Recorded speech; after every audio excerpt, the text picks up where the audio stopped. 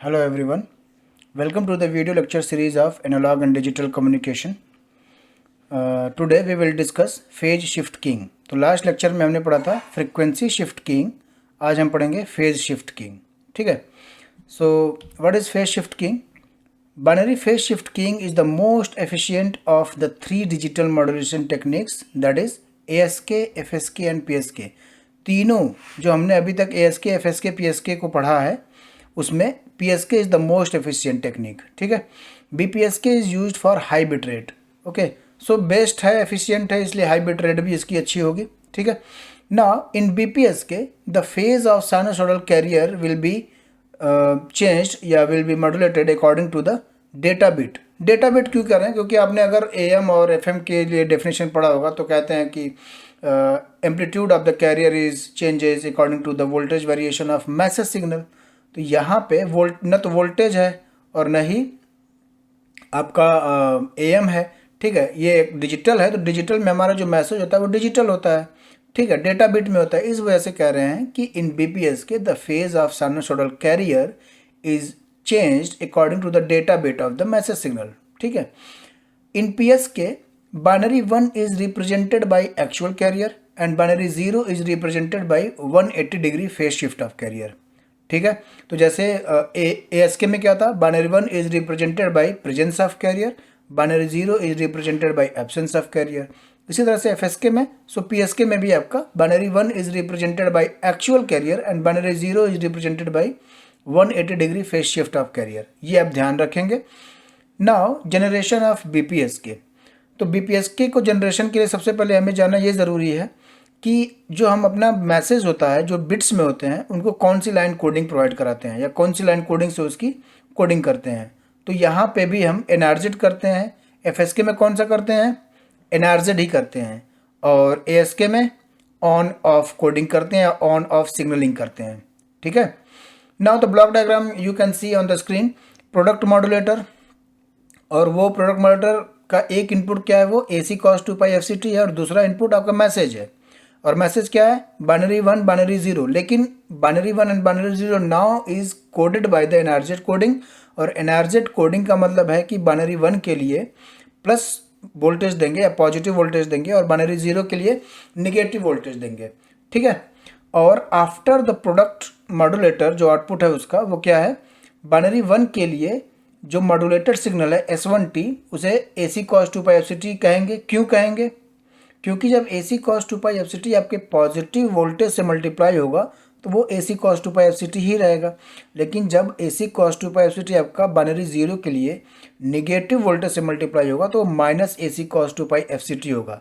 अब यहाँ पे देखेंगे कि क्या जो डेफिनेशन हमने देखी है वो यहाँ पे शो हो रही है नहीं. तो binary 1 is represented by actual carrier and binary 0 is represented by 180 degree phase shift of carrier. तो आप देख सकते हैं आउटपुट में जो आपका S2T है उसको हमने 180 डिग्री फेज शिफ्ट शो कर रखा है. क्योंकि माइनस था तो उसको हमने 180 डिग्री से फेज शिफ्ट करा करके दिखा रखा है. ठीक है. नाउ डायग्राम टाइम डोमेन में आप कैसे बनाएंगे? अगर आप बीटेक स्टूडेंट्स हैं तो आपको ड्रॉ करना होगा अगर क्वेश्चन आता है BPSK के लिए. तो डायग्राम के लिए बहुत ध्यान से देखने की ज़रूरत है क्योंकि ASK में तो 1 के लिए आपने प्रेजेंस ऑफ कैरियर दिखा दिया, 0 के लिए तो एब्सेंस ऑफ कैरियर दिखा दिया. FSK के लिए आपने 1 के लिए हाई फ्रिक्वेंसी दिखा दिया और 0 के लिए लो फ्रिक्वेंसी दिखा दिया. लेकिन यहाँ पे आपको 180 डिग्री फेज शिफ्ट करके दिखाना है. एंड आई होप कि आपने सिग्नल सिस्टम में सिग्नल्स को 180 डिग्री से फेज शिफ्ट या 90 डिग्री फेज शिफ्ट करके ड्रॉ किया होगा. ठीक है. सो यहाँ पे देखते हैं एक बार. binary 1 है तो एक्चुअल कैरियर होगा. आप ध्यान से देखिए, binary 1 के लिए हमने वही कैरियर यूज़ किया है जो एक्चुअल कैरियर है. लेकिन binary 0 में जो आपका कैरियर है वो 180 डिग्री फेज शिफ्ट होना चाहिए. तो 180 डिग्री फेज शिफ्ट का मतलब है कि अगर वो जिस ड्यूरेशन के लिए पॉजिटिव पल्स है या पॉजिटिव सिग्नल है उसी ड्यूरेशन के लिए वो निगेटिव हो जाएगा. तो देखेंगे ध्यान से. अब एक बार ध्यान से देखो, binary 0 के लिए जो कैरियर है और binary 0 के लिए जो PSK है उन दोनों को देखेंगे तो आपको दिखेगा कि ये 180 डिग्री फेज शिफ्ट है. क्लियर है. नाउ नेक्स्ट जो दो बिट्स हैं आपकी वो 1 and 1 है. ठीक है.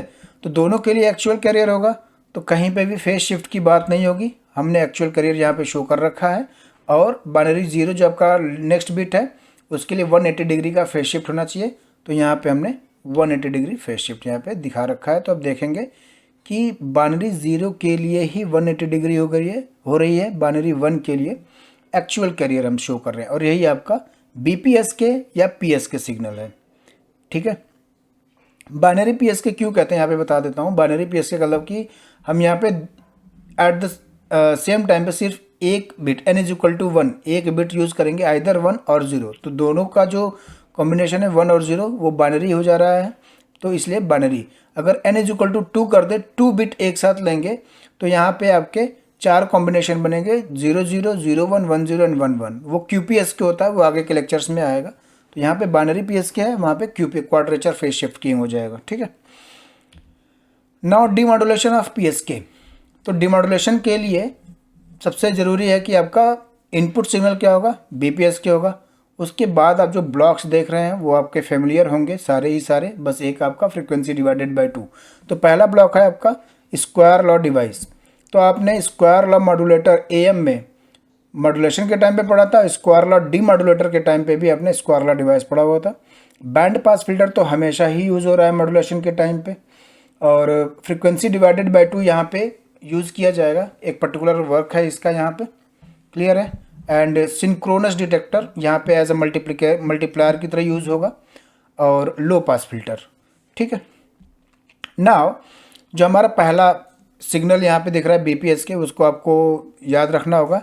1 इज़ रिप्रेजेंटेड एज S1T जो कि AC cos 2π FCT होता है, और 0 इज़ रिप्रेजेंटेड बाई S2T जो कि आपका -AC cos 2π FCT होता है।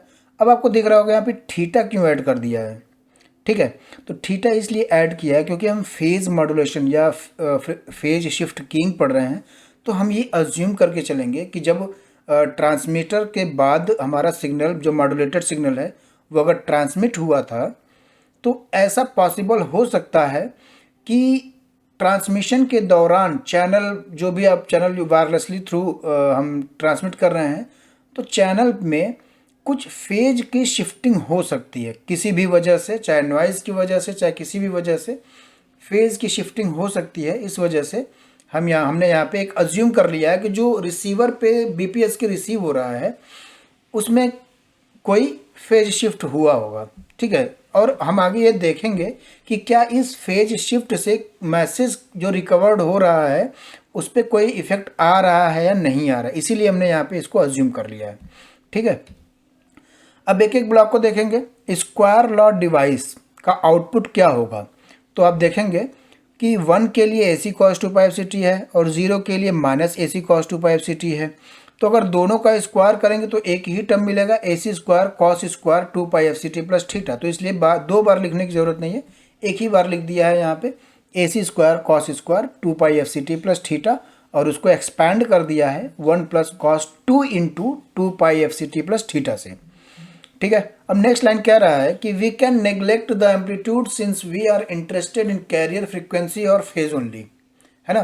क्योंकि हम फेज शिफ्ट कीइंग पढ़ रहे हैं तो एम्पलीट्यूड को नेग्लेक्ट किया जा सकता है, क्योंकि हमें मैथमेटिकली ऑपरेशन करने, मैथमेटिकली प्रूव करना है, तो हम एम्पलीट्यूड को नेग्लेक्ट कर सकते हैं क्योंकि हम फेज या फ्रीक्वेंसी में ही इंटरेस्टेड हैं।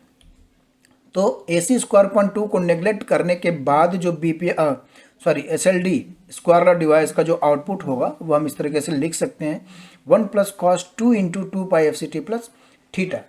Now the output from the BPF will be, अब जो आपका जो स्क्वायर लॉ डिवाइस का जो आउटपुट है वो BPF से पास करेगा, और BPF क्या करेगा, आपका जो DC टर्म आपको 1 दिख रहा है उसको ब्लॉक करेगा और बाकी cos 2 into 2π FCT plus theta को पास करेगा। ओके, आफ्टर दैट आपका जो BPF आउटपुट है वो फ्रीक्वेंसी डिवाइडर बाय 2 से पास करेगा, और फ्रीक्वेंसी डिवाइडर बाय 2 करेगा क्या, आपको cos 2 से जो मल्टीप्लाइड है उसी को रिमूव कर देगा, डिवाइडेड बाय 2 कर देगा। अब यहाँ पे कंफ्यूजन ये होगी कि जो 2 डिवाइड हुआ है वो तो सारे एंगल से डिवाइड कर दिया है, न कि फ्रीक्वेंसी से डिवाइड किया है, और नाम रखा गया फ्रीक्वेंसी डिवाइडर बाय 2। तो यहाँ पे मैं बताना चाहूँगा कि अगर आप इस 2 को ब्रैकेट के अंदर मल्टीप्लाई भी अगर कर देते हैं तो आपका जो 2π FCT है वो 4π FCT हो जाएगा, और जो थीटा है वो 2 थीटा हो जाएगा। ठीक है, और अगर आप इसको पास कराते हैं फ्रीक्वेंसी डिवाइडेड बाई 2 से, तो जो 4 पाई एफ सी टी है वो 2 पाई एफ सी टी हो जाएगा, लेकिन जो 2 थीटा है वो 2 थीटा ही रहेगा। आपका कहने का मतलब यह है कि 2 थीटा वहाँ पे होना चाहिए। जो थीटा हमने अज्यूम किया है वो हमने ये अज्यूम किया है कि जो थीटा चेंज हुआ है वो ऐसा नहीं है कि 30 डिग्री 20 डिग्री के चेंजेस हो गए हैं या फेज शिफ्ट हो गया है चैनल के दौरान। ये माना है हमने कि जो थीटा अज्यूम किया है, जो चेंज हुआ है या शिफ्ट हुआ है, वो 0.1 डिग्री या 0.2 डिग्री होगा। तो अगर 0.1 डिग्री में, ये भी मैं बहुत ज़्यादा बोल रहा हूँ, 0.1 डिग्री में अगर आपका 2 से मल्टीप्लाई करेंगे तो 0.2 डिग्री होगा, जो कि बहुत मैटर नहीं करेगा। इस वजह से जो कॉस 2 से मल्टीप्लाई उसी को हमने डिवाइड बाई 2 से कर लिया है। ठीक है, अल्टीमेटली एक स्टेप और हम यहाँ पे लिखते हैं कि 2 theta is very small, so 2 theta is also a very small value. आप ये भी कर सकते हैं। ठीक है, नाउ द नेक्स्ट जो ब्लॉक है आपका वो है सिंक्रोनस डिटेक्टर, जो कि मल्टीप्लायर की तरह काम कर रहा है। तो सिंक्रोनस डिटेक्टर जो मल्टीप्लायर की तरह काम कर रहा है, उसके दो इनपुट हैं। एक है आपका जो आपका ओरिजिनल पीएसके सिग्नल है, बाइनरी 1 के लिए AC cos 2 pi FCT plus theta, और बाइनरी 0 के लिए minus AC cos 2 pi FCT plus theta. और दूसरा इनपुट है आपका उसका फ्रीक्वेंसी डिवाइडेड बाई 2 का आउटपुट। तो दोनों का जब मल्टीप्लाई करेंगे तो फ्रीक्वेंसी डिवाइडेड बाई 2 का जो आउटपुट है वो cos 2 pi FCT plus theta है, और 1 के लिए AC cos 2 pi FCT plus theta है। तो क्या आएगा, 1 के लिए AC cos square 2 pi FCT plus theta, और 0 के लिए minus AC cos square 2 pi FCT plus theta. I think ये क्लियर होगा आपको। और ये जो मल्टीप्लायर का आउटपुट है उसको हम पास करेंगे लो पास फिल्टर से, और इसके आगे की कहानी तो आपको पता ही होना चाहिए कि जब लो पास फिल्टर से पास कराएंगे cos square 2 pi FCT plus theta and all जो भी है, तो पास क्या करेगा बताने की ज़रूरत ना पड़े, ऑटोमेटिकली आपको पता हो जाना चाहिए। ये आएगा। कैसे आएगा ये मैंने अपने पिछले जो लेक्चर्स हैं AM FM PM में बहुत बार किया हुआ है। ठीक है, तो ये मैं बताने के लिए आपको सोच रहा हूँ कि आप खुद से, अगर किसी को नहीं आ रहा तो लेक्चर्स को देखें समझें।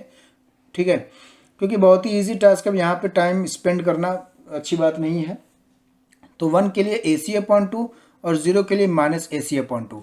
अभी आपको अपना मैसेज रिसीव नहीं हुआ है क्योंकि अभी ये AC के फॉर्म में है। हमारा मैसेज क्या था, 1 या 0। तो 1 या 0 अगर आपका मैसेज है तो इसे अब हम किससे पास कराएंगे, एक डिसीजन मेकिंग डिवाइस जो कि थ्रेशोल्ड कंपैरेटर होता है।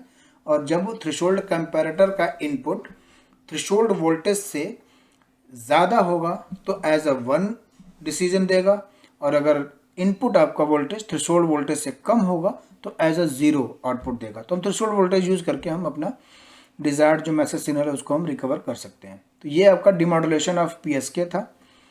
Now transmission bandwidth. तो बैंडविड्थ की अगर बात करें तो जैसे हमने ASK में पढ़ा, जैसे मैंने FSK में पढ़ा, वैसे ही सिमिलर वे में हम PSK में भी पढ़ेंगे। तो बाइनरी 1 के लिए अगर हम उसका फूरियर ट्रांसफॉर्म निकालें तो कुछ इस तरीके से आएगा।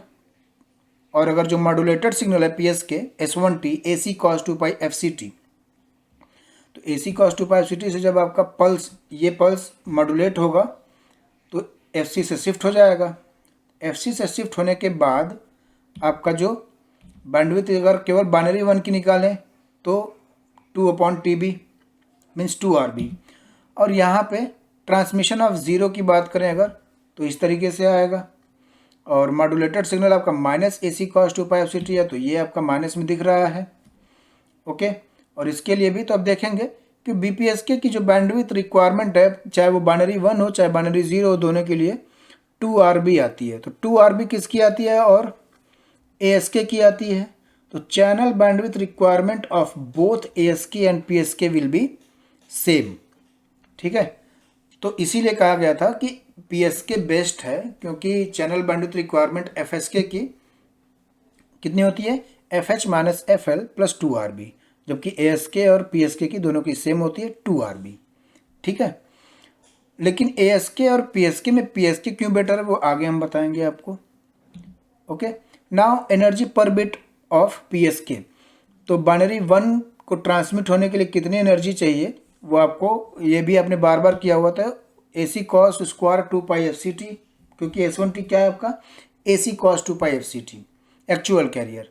पुट करने के बाद हम इसको एक्सपैंड कर लेंगे 1 + cos 4 पाई FCT, एक्सपैंड कर लेंगे इंटीग्रेशन के फॉर्म में। और आपको FSK में बताया है मैंने कि इसकी जो वैल्यू है इंटीग्रेशन की वो 0 होती है क्योंकि एरिया 0 होगा। तो आपका जो एनर्जी पर बिट आएगी वो AC² TB/2। तो मैं लेक्चर्स में बता चुका हूँ कि ये जो टर्म है EB = AC² TB/2, ये रट लेना है आपको। Okay, now transmission of zero. Transmission of zero में भी आपका S2T क्या होगा, -AC cos 2 पाई FCT, जो कि 180 degree phase shift of carrier है।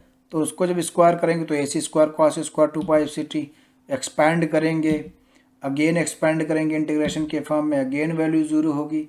और बाइनरी 0 के लिए भी जो ट्रांसमिशन एनर्जी है वो है AC² TB/2 जूल्स। ठीक है, तो आपको ये अब तक याद हो गया होगा AC² TB/2, जो कि एनर्जी पर बिट है। Okay, transmission energy requirement of PSK and FSK will be same. Clear है, क्योंकि बाइनरी 1 एंड बाइनरी 0 दोनों के लिए FSK में भी यही है और PSK में भी यही है। ASK में क्या था, केवल बाइनरी 1 के लिए AC² TB/2 आता है, 0 के लिए कोई पल्स ही नहीं है तो 0, कोई एनर्जी रिक्वायरमेंट नहीं है ASK में। कॉन्स्टलेशन डायग्राम, तो PSK signal can be represented as S1T as AC cos 2 pi FCT, जो कि आपका इस तरीके से हम रिप्रेजेंट कर सकते हैं। और S2T जो आपका -AC cos 2 पाई FCT है, तो इसको माइनस के फॉर्म में लिख सकते हैं। और अब जो हम पढ़ने का तरीका मैंने बताया था वो ये था कि √EB is the magnitude of S1T along √2/TB cos 2 pi FCT। तो उसी के अकॉर्डिंग हमने ये S1T के लिए √EB along √2/TB cos 2 pi FCT के अलॉन्ग ड्रॉ कर लिया है। दूसरा सिग्नलिंग पॉइंट जो आपका S2T है वो -√EB है, तो हमने यहाँ ड्रॉ कर लिया है। क्लियर है, निगेटिव फॉर्म में, इसलिए √EB है। ओके, तो यही आपका डायग्राम है BPSK के लिए। Now distance of S1T from origin, observation में √EB, distance of S2T from origin √EB, distance between the signalling point D12 is 2√EB।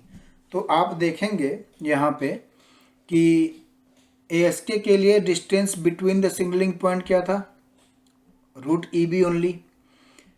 FSK के लिए distance between the signalling point क्या था, √2EB, means 1.414 √EB।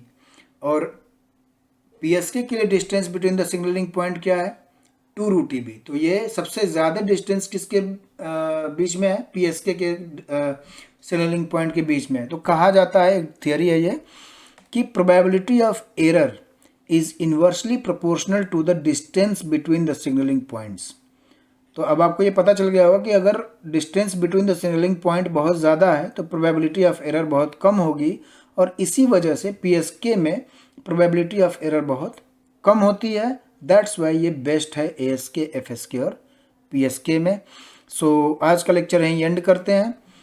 I hope आपको सारी चीज़ें समझ में आई होंगी, क्योंकि सारी चीज़ें आई थिंक सिमिलर ही थी ASK, FSK और PSK, चाहे वो एनर्जी पर बिट हो, कॉन्स्टलेशन डायग्राम हो, या बैंडविड्थ कैलकुलेशन हो, जनरेशन हो, थोड़ा बहुत ब्लॉक डायग्राम के डिफरेंस रहा होगा, बट ऑलमोस्ट सारी चीज़ें सेम थी। तो प्रैक्टिस करेंगे आप तो तीनों बहुत सेम लगेंगी आपको। सो मिलते हैं अगले वीडियो में एक नए टॉपिक के साथ। तब तक के लिए धन्यवाद। वीडियो को लाइक करिए, शेयर करिए, चैनल को सब्सक्राइब करिए।